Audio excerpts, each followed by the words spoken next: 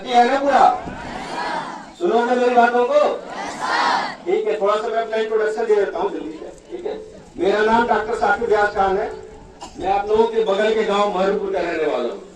मेरी जो प्रारंभिक शिक्षा हुई थी आदर्श शिशु मंदिर जो मोहम्मदाबाद है वहां से हुई थी। मैंने अपना हाई स्कूल और इंटर जो है Sheikh Mohammad national inter college मस्ती से किया। उसके बाद मैंने इलाहाबाद में जाके एमबीबीएस की तैयारी की। फिर मैंने अपना एमबीबीएस अलीगढ़ मुस्लिम यूनिवर्सिटी से किया और वहीं से मैंने एमएस अपना किया अलीगढ़ मुस्लिम यूनिवर्सिटी से।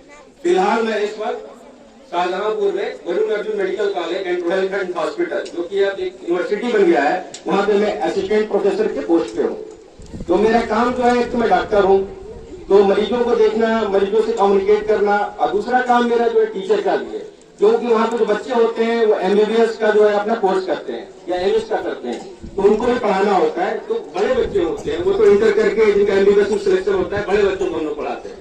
तो मेरा शुरू से जो है बच्चों से कम्युनिकेशन रहा है। तो मेरी ख्वाहिश थी कि मैं अपने गांव के बच्चों से, अपने एरिया के जो बच्चे हैं उनसे मिलूं, बातें करूं, देखूं कि वो किस तरह के हैं, उनका रुझान क्या है, क्या चाहते हैं जिंदगी में, क्या बनना चाहते हैं। थोड़ा मैं कम्युनिकेट कर रहा था। तो मैं बहुत बड़ा शुक्रगुजार हूँ वकील साहब का और स्कूल का और स्कूल के सारे टीचरों का और खासकर बच्चों का, जो मुझे अपना कीमती वक्त दे रहे हैं और मुझे सुन रहे हैं। तो मेरा जो टॉपिक था वो टॉपिक है कि लर्निंग फेज ऑफ लाइफ। उसका मतलब ये होता है कि जिंदगी के सीखने का चरण। जिंदगी को अगर इंसान डिवाइड करे, कोई भी इंसान अपनी जिंदगी को, लाइफ को डिवाइड करे, तो वो 3 पार्ट में डिवाइड कर सकता है। पहला पार्ट जो होता है यंग एज, जिसमें कि आप लोग हैं, और थोड़ा सा जो किशोरावस्था होता है, जो लोग थोड़े बड़े हो गए वो है, मतलब 0 से लेकर के 30 साल तक का जो उम्र होता है, इसको मैंने लर्निंग फेज कहा, लर्निंग फेज ऑफ लाइफ। या इसे हम प्रिपरेशन फेज कर सकते हैं। इसमें हम खुद को लर्न करते हैं, सीखते हैं या खुद को प्रिपेयर करते हैं। दूसरा जो फेज होता है हमारी जिंदगी का, वो जो होता है अर्निंग फेज ऑफ लाइफ, ये चैलेंजिंग फेज कहते हैं। वो 31 साल से लेकर के 50 साल तक को हम उसको बोल सकते हैं ये अर्निंग फेज है। उसमें अर्न करना होता है, चीजों को कमाना होता है, जैसे पैसा कमाना हुआ, नाम कमाना हुआ, तल्लुकात कमाने हुए। तो उस पर तो मैं ज्यादा डिस्कशन नहीं करूंगा। और तीसरा जो फेज होता है हमारी जिंदगी का, वो होता है रिटर्निंग फेज, जो ओल्ड एज होता है। 50 के बाद का जो हमारा उम्र है वो रिटर्निंग फेज होता है या रिलैक्सिंग फेज होता है। रिटर्निंग फेज का ये मतलब है कि हमने जो कुछ भी सीखा है अभी तक, या जो भी हमने कमाया है, वो हम रिटर्न करें। किसको रिटर्न करें? अपने फैमिली को रिटर्न करें, अपने गांव को रिटर्न करें, अपने नेशन को रिटर्न करें। इन सबको हमको रिटर्न करना, खुद रिलैक्स होकर रहें। तो इस 3 पार्ट में डिवाइड कर दिया। पहला क्या हो गया? Earning phase. पहला क्या हो गया? लर्निंग फेज, जिसे हम प्रिपरेशन फेज कहते हैं, जिस फेज में आप लोग हैं। तो इसी फेज पे हम डिस्कशन करेंगे थोड़ा सा। लर्निंग फेज ऑफ लाइफ या जिंदगी के सीखने का चरण, जिसमें कि 0 से लेकर के, जब से आप पैदा हुए तब से लेकर के 30 साल तक का जो उम्र होता है उसमें आता है। लर्निंग फेज अगर एक्चुअली देखा जाए तो लर्न तो आदमी पूरी जिंदगी करता रहता है। जब से पैदा हुआ है और जब तक इंसान मर न जाए तब तक वो लर्न करता रहेगा। जैसे बच्चा पैदा होता है तो उसे भूख लगती है, तो उसे दूध मांगना है तो बोल तो नहीं पाता है, तो रोता है। वो सीख रहा है कि हमें कैसे दूध मांगना है, कैसे दूसरों को बताना है कि हम कैसे अपने भूख को बताएं, तो रो के बताता है। जब आदमी बूढ़ा हो जाता है, जिसमें बिल्कुल बेड पे होता है और वो उसका हाथ पैर काम नहीं करता है, तो वो इशारों से बात करता है, तो लर्न उस वक्त भी कर रहा। मगर जो मेजर पार्ट होता है जिंदगी का, लर्न करने का, सीखने का जो मेजर पार्ट होता है आपके एज ग्रुप में होता है, 0 से 30 साल तक। अच्छा, ये जो होता है लर्निंग फेज जो होता है, इतना इंपॉर्टेंट क्यों है? इतना एज के हिसाब से भी देखेंगे तो आपकी उम्र कितनी है? किसी की 10 साल है, किसी की 15 साल है, यही उम्र है सबकी। उम्र एक आदमी की 60 से 70 साल होती है, तो आपके पास कम से कम 35 से 40 साल है। और हमारे पास कितने होगा? 20 साल होगा, किसी के पास 10 साल होगा। तो टाइम आप लोगों के पास है। और तीसरा चीज होता है रिसोर्सेज, संसाधन। संसाधन मतलब कि आप लोग अच्छे स्कूल में पढ़ रहे हैं।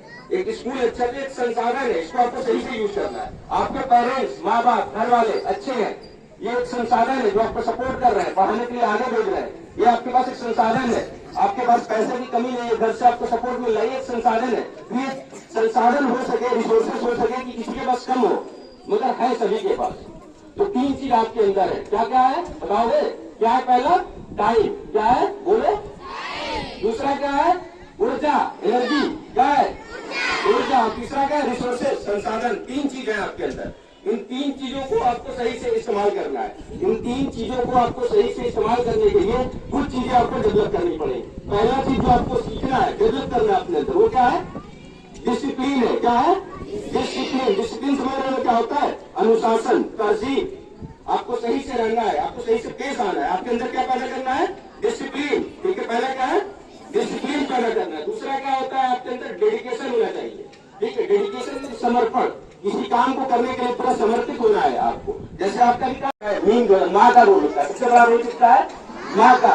सिविक्स आप लोग पढ़ते हो, नागरिक शास्त्र, बड़े बच्चे जो है उसमें क्वेश्चन आता था कि माँ के गोद को प्रथम पाठशाला कहा जाता है। क्यों कहा जाता है? क्योंकि बच्चा अपने माँ से ही सब कुछ सीखना शुरू करता है। जब बच्चा छोटा होता है उस वक्त वो अपने माँ से ही सीखता है, इसलिए उसे क्या बोलते हैं? माँ की गोद को प्रथम पाठशाला कहते हैं। पहला जो लर्निंग में इंपॉर्टेंट रोल होता है आपका माँ का होता है, आपकी फैमिली का होता है, आपके पेरेंट्स का होता है। तो यहाँ पर जितने भी अभिभावक बैठे हैं या टीचर्स बैठे हैं, मैं उनसे कहना चाहूंगा कि अपने बच्चियों के लर्निंग पे उसको अच्छा बनाने के लिए उसमें थोड़ा हेल्प करे, क्योंकि बच्चा अपने माँ से ही सीखना शुरू करता है, अपने घर से ही सीखता है, अपने फैमिली से ही सीखता है। तो पहला इंपॉर्टेंट रोल किसका है? माँ का है। दूसरा रोल जो होता है आपके मुअल्लिम का होता है। मुअल्लिम मतलब होता है उस्ताद, टीचर्स, अध्यापक, इनका रोल है, बहुत बड़ा रोल है।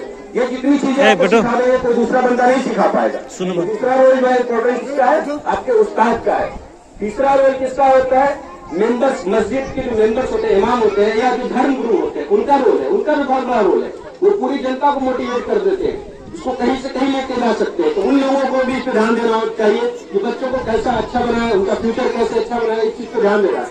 उसके बाद जो रोल आता है माशरे का आता है। माशरा मतलब जिस सोसाइटी में आप रह रहे हो, तो सबका जो रोल है, अभिभावक खासकर इसमें अच्छा रोल निभाए और अपने माशरे को अच्छा बनाए। इस तरह का माशरा बनाए कि लोग उससे सीखे, बच्चों के अंदर जुनून पैदा हो, कुछ करने का रोल है। दूसरा जो है मोबाइल का रोल है, बहुत बड़ा रोल है। इन दो चीजों को आपको सही यूज करना है। मीडिया में दोनों मीडिया आ जाएगा, आपका सोशल मीडिया आ जाएगा और दूसरा प्रिंट मीडिया जो आ जाएगा, तो इसको आपको सही से इस्तेमाल करना है। मोबाइल जो है बहुत बड़ा रोल निभा रहा है, इसको आपको सही से यूज करना है। मोबाइल का यूज आप अच्छे से भी कर सकते हो, खराब से भी कर सकते हो। तो आपको यह ध्यान देना है कि आपको यूज कैसे करना है। हर जगह अच्छी चीजें भी है, खराब चीजें भी है, मगर आपको लेना क्या है ये आपको ध्यान देना है। ये चीज जो है आपको इम्पोर्टेंट रोल निभाएंगे आपको लर्निंग फेज में। और लर्निंग फेज में आपको लर्न क्या क्या करना है ये इंपॉर्टेंट है। लर्न क्या क्या चीज करना है, तो सबसे पहले आपको क्या लर्न करना है? आपको ये लर्न करना है कि लर्न हाउ टू लर्न, कैसे आप सीखे, इसको सीखना है। चीजों को कैसे सीखना है, इस चीज को आपको सीखना है। तो आपको सीखने के लिए 3-4 चीजें जो है इंपॉर्टेंट है जो आपके अंदर होना चाहिए। पहला चीज ये है कि आपको गुड लर्नर होना चाहिए, अच्छा दूसरा या तो हम दूरबीन से लेके आए, कल लेके आ जाओ। हाँ, ममता तो स्टैंड को आप लेके आ जाना, स्टैंड बैंक के पास।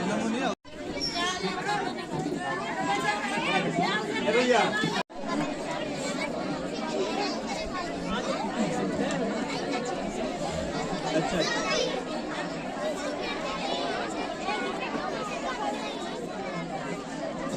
आज से कम दिखाई देता है।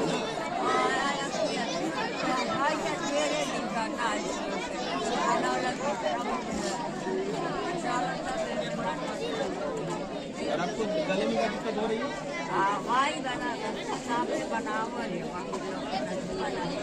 तो गले में क्या दिक्कत है? मांगता है मुंह मांगता है आपका?